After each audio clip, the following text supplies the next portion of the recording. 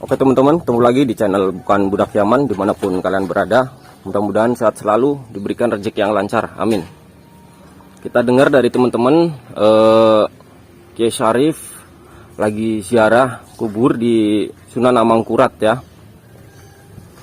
Kita mau menanyakan kepada Kiai Syarif karena banyak sekali yang membahas Kiai Syarif tentang Ansor Surabaya. Oh itu Kiai Syarif teman-teman, lagi ziarah kubur. Kita tunggu sebentar teman-teman ya. Buat teman-teman harap sabar sebentar.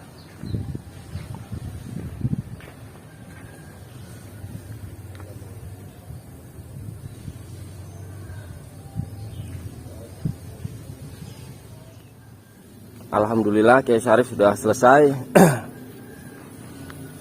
Assalamualaikum Pak Yai.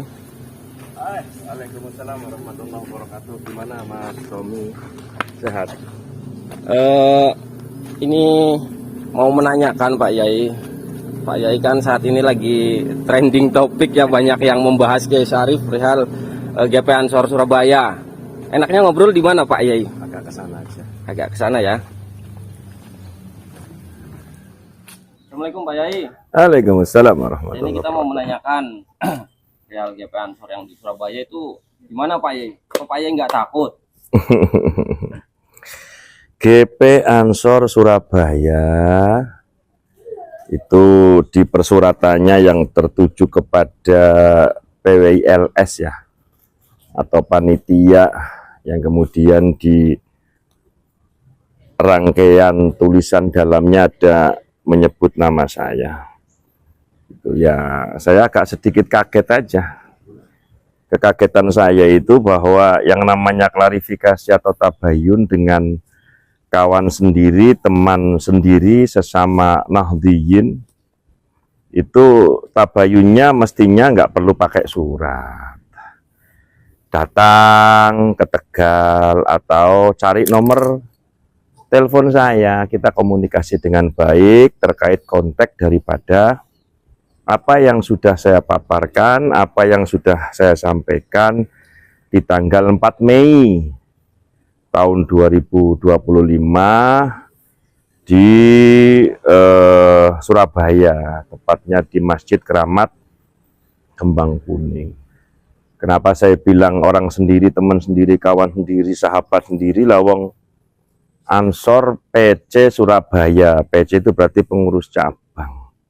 Yang dikomplain atau yang dimintai klarifikasi atau tabayun itu ya, saya ini alumni Ansor cabang 2 periode di Kabupaten Tegal, kepemimpinan Pak Haji Muslih. Saya menjabat juga sebagai Kepala MDSRA cabang, kemudian periode selanjutnya di kepemimpinan Mas Didi Permana yang saat ini sedang sakit, mudah-mudahan Allah berikan kesehatan. Amin. Saya juga masuk sebagai wakil ketua plus kepala MDSRA, sekretarisnya Mas Fanani yang kemarin menjabat ketua PC Ansor dan saat ini sudah purna diganti oleh Mas Ahmad Basir.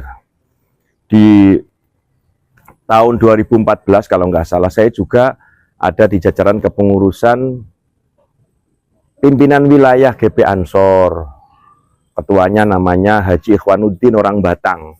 Sekretarisnya Gus Solah waktu itu, dan saya adalah wakil sekretaris PW GP Ansor Jawa Tengah.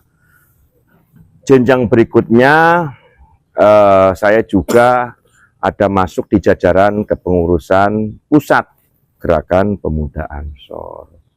Di keansoran sertifikat saya lengkap, mulai PKD, PKL, PKN. Artinya apa? Ansor Surabaya dengan saya teman, sahabat. Kalau dibilang jenjangnya atau umurnya, itu berarti PC Ansor yang sekarang itu junior saya. Begitu Mas sahabat Ansor Surabaya dan lain sebagainya. Sebelum ini Mas Tommy, saya sudah bikin klarifikasi sebagai pendiri PWILS yang poinnya adalah apa yang saya sampaikan di tanggal 4 itu tidak ada kaitannya, tidak ada urusannya dengan panitia. Saya ke sana sebagai salah satu pendiri PWI. Dan catatannya ada, jejak digitalnya ada, rekam jejaknya juga ada, notifikasi tulisan SK Kemenkumham per tahun 2023 juga ada. Walau katanya SK Kemenkumhamnya sudah diganti tanpa semaya karo nyong, nah, itu kan persoalan lain. Tapi yang jelas saya ini salah satu pendiri, saya juga ketua tim perumus pembuatan ADART, ketua adminnya adalah Cakmit dari Banjarnegara, kemudian saya pun yang mengupayakan sampai suksesnya nama PWI yang semula Kebangkitan Wali Songo menjadi PWI itu lewat saya yang membuat melalui notaris yang ada di Kabupaten Tegal. Ini sejarah yang ya jangan dilupakan, jangan dikubur lah. Siapapun panjenengan, apapun Anda, jangan mencoba ngubur saya. Tolong, please. Gitu. Karena orang itu kalau sudah mulai mengubur orang lain, biasanya orang itu akan terkubur dengan sendirinya. Kasusnya banyak dan lain sebagainya. Nah, kelanjutannya gini Mas Tommy, jadi di video klarifikasi itu, saya bertanggung jawab. Kalaulah memang dianggap secara konsideran, secara pemaparan itu ada unsur hinaan dan lain sebagainya, ya monggo. Pakai 335 boleh, 310 boleh, 311 boleh. Kalau memang serius mau memperkarakan saya ke jalur hukum. Dan kemudian penyebutan nama, sekali lagi penyebutan nama itu kalau dalam diskusi ilmiah itu merupakan tamsil. Nah, kebetulan tamsil itu adalah orang sosok kiai yang ditokohkan. Walau, sekali lagi, walau ada dua hal yang perlu dicermati, saya tidak membawa atau melekatkan jabatan si tokoh tadi itu enggak. Kiai Haji Miftahul Akhir hanya saya sebut sebagai personal, tidak menyebut jabatan beliau di mana enggak. Itu poin pertama. Yang kedua, ada ilat kalau gitu loh. Jadi kalau enggak gitu loh. Kalau iya, maka konsekuensinya adalah begini, kalau tidak kan berarti tidak begini. Itu aja cara berpikirnya. Jadi marilah kita jujur lah. Marilah kita jujur dan kemudian sekali lagi kita bareng-bareng menghormati pendapat orang gitu loh. Jadi perspektif saya, kajian saya yang saya tawarkan kepada teman-teman dari beberapa daerah yang kumpul waktu itu, sebatas pemahaman saya, pemikiran saya terkait Quran surat Luqman 14, Anis kurli wali walidaika. Berarti maknani cara Jawa ya, Kiai ini ada, kebetulan ada Kiai Nurrohim. Anis kurli yento podo syukur siro li maring ingsun Allah ya.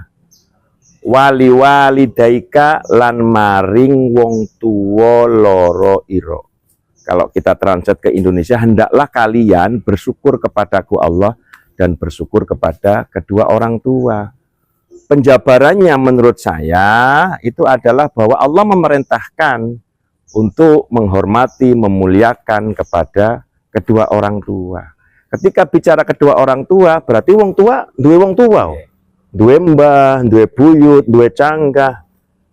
Iya, lebih tegasnya lagi apa? Perintah Allah untuk menghormati, memuliakan kepada orang tua kita sendiri, kepada leluhur kita sendiri, ini merupakan perintah Allah, yang sehingga saya mengatakan kalaulah ada keluarga Wali Songo atau siapapun itu kemudian lebih memuliakan yang bukan leluhurnya, itu berarti saya bilang berdosa besar. Kalaulah kemudian Al-Quran adalah syariat umat Nabi Muhammad SAW, sumber daripada kita menjadi umat Islam, maka yang melawan syariat berarti sama dengan menabrak syariat. Itu saja. Nah, yang terakhir saya persilahkan kepada siapapun, monggolah untuk meneruskan kasus ini, untuk memperuncing, mempertajam, sambil membuat narasi yang liar maupun luar, monggo. Ini negara hukum, tapi juga jangan lupa kita tidak dibuntu. Artinya apa? Kita diperbolehkan oleh undang-undang untuk melakukan keran-keran demokrasi, apalagi dalam perspektif kajian ilmu. Sekali lagi, waktu itu dalam kajian penjelasan Quran surat Luqman 14. Sebagai penutup, bahwa saya adalah orang Tegal, ibu saya orang Tegal, mbah saya orang Tegal, buyut saya orang Tegal. Di antaranya adalah Mbah Nawawi yang makomnya ada di Kalimati. Dari jalur ibu, naik ke atas katanya ke Sunan Panggung. Kemudian kalau dari jalur bapak, saya adalah keluarga daripada tokoh yang dipercaya oleh masyarakat Tegal ini ada di Klenteng Banjaran. Jadi buyut saya namanya Tan Cikung. Sekali lagi, buyut saya namanya Tan Cikung. Anda boleh mengatakan saya imigran Cina, boleh, nggak apa-apa. Imigran Mongol, nggak apa-apa. Tapi saya asli orang Indonesia. Keluarga negaraan saya dan keluarga ya saya yakin Indonesia. Yang terakhir, saya berharap apapun permasalahannya, mau dianggap mafsadat, mau dianggap hasanat, kembali kepada kejernihan dan cara berpikir kita semua, termasuk panjenengan yang kedapatan menyaksikan isi video ini.